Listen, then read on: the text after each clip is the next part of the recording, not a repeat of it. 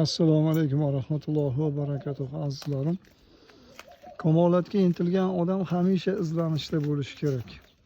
Har bir ishini tahlil qilib, afzalroq holatini keltirib chiqarish uchun intilish kerak.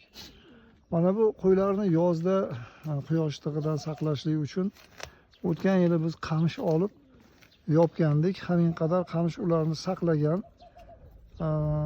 quyosh tig'idan, lekin buni ham o'ziga yarasha demak nuqsonlari bor ekan. Qamish quriydigan xususiyatga ega. U qurigandan keyin oralari ochilib, mana bog'langan iplari uzilishni boshladi. Va tabiiyki o'tgan yili mana shu joyni deyarli to'liq yopgan qamish bu yil yarmiga ham yetmadi hisob, mana ahvol. Keyin bugun biz mana bu narsani olib keldik.